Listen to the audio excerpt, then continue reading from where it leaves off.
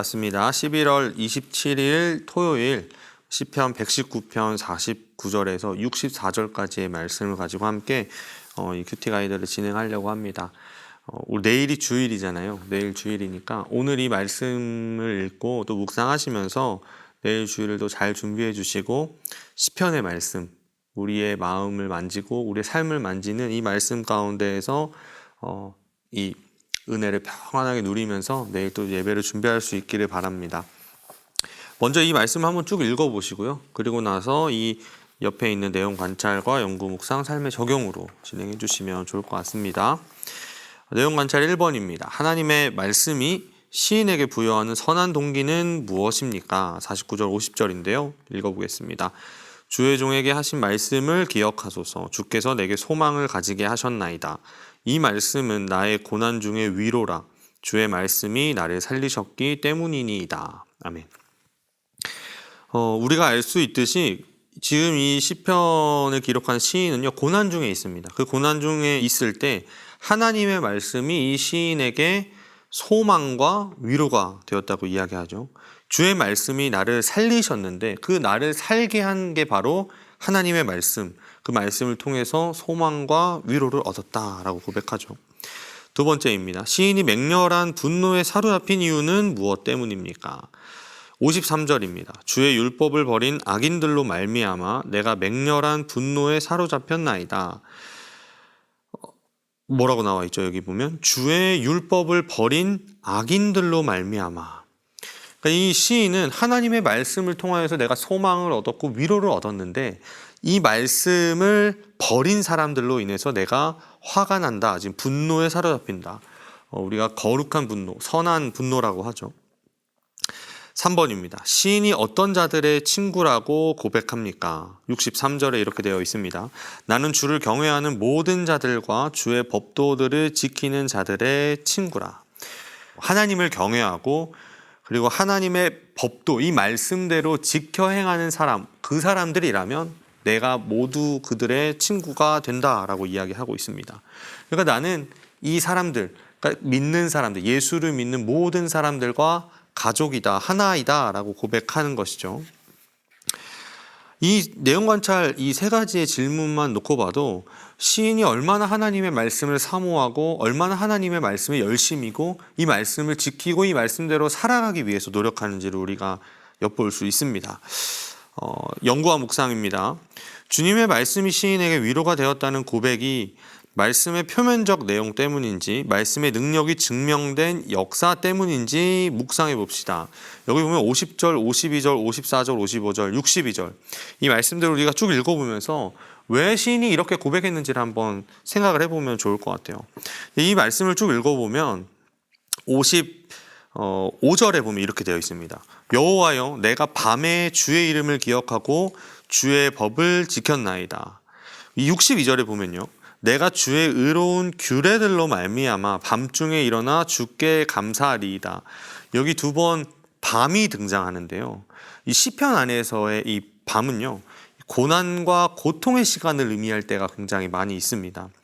그래서 절망 가운데 있을 때 내가 지금 내 상황이 밤과 같다, 어둠 가운데 있다라고 이야기하는데요, 이 시편 안에서 고난에 부르짖는, 이 고난 가운데 부르짖는 가장 유명한 시편이 88편인데요. 그 88편 마지막 절에 보면요, 흑암만이 나의 친구다라고 이야기합니다. 나에게 남아있는 건 흑암밖에 없다.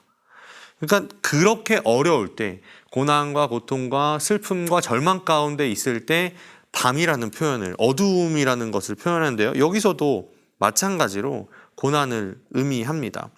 그럼 이 고난 가운데 있을 때 말씀이 우리에게 어떻게 작용했는지는 사실 이 내용을 읽어보면 표면적으로나 그리고 능력이 증명된 것도 맞는 것 같습니다. 두 가지가 다 이 안에 들어있는데요, 한번 우리 삶에서 한번 생각해 보면 좋을 것 같아요.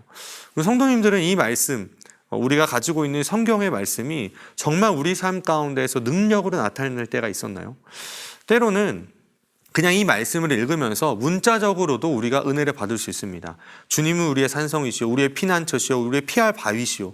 이런 말씀들을 읽으면서 주님이 나의 소망이 되시는구나, 주님이 나의 위로가 되시는구나 라는 것을 깨달을 때도 있고요. 또 고난 가운데에서 이 상황을 맞닥뜨렸을 때 그때에도 이 말씀이 생각나면서 주님이 나의 소망이시지, 주님이 나의 반석이시지, 주님만이 내가 피할 수 있는 피난처이시지라는 이 고백이 아마 같이 나올 겁니다. 그러니까 표면적인 내용도 맞습니다. 말씀의 능력이 있기 때문에 그 기록된 모든 말씀이 바로 하나님의 말씀이잖아요. 그 말씀에도 능력이 있고요. 그 능력의 말씀이 우리 삶 가운데에서 실제로 증명될 겁니다. 삶의 적용입니다. 인생의 밤이 찾아왔을 때 주의 말씀을 지키기 위해 발버둥친 경험이 내게 어떤 영적 자산이 되었는지 생각해 봅시다. 연결해서 한번 생각해 보면 좋을 것 같은데요. 밤은 분명히 우리의 고난이라고 말씀드렸죠. 인생의 밤이 찾아왔을 때 아마 많은 성도님들께서는 인생의 밤이라고 하면 아마 잘 아실 겁니다. 그때 우리가 뭘 발견하냐면요, 나의 가장 연약함을 발견합니다.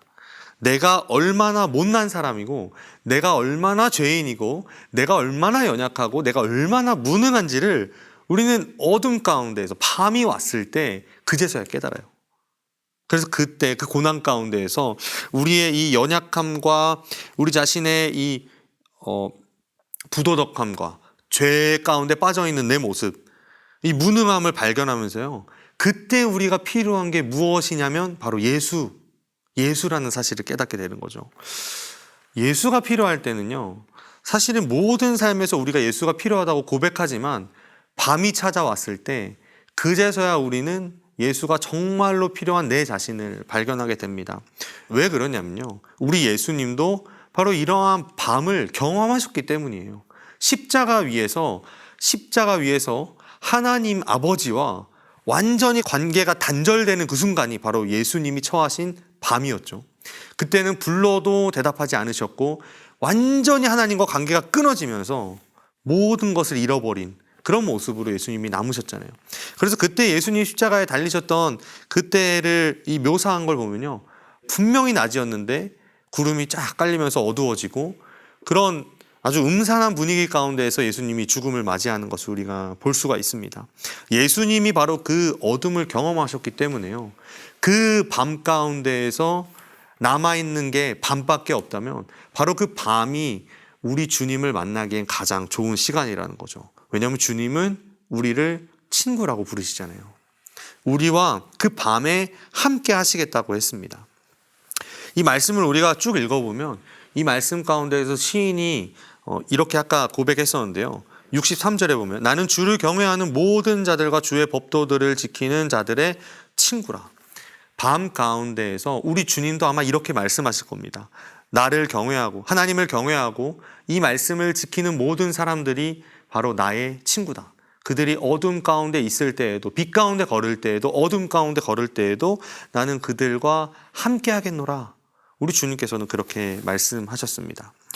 이 말씀을 오늘 쭉 묵상하시면서요, 또 내일 주일을 준비하시면서 우리를 구원하시고 또 말씀 가운데 우리와 함께 하시겠다고 소망과 위로가 되시는 우리 주님을 한번 깊이 묵상하면서 우리에게 주신 은혜가 얼마나 큰지 돌아보고 오늘 하루를 잘 시작하고 또 잘 마무리할 수 있기를 바랍니다.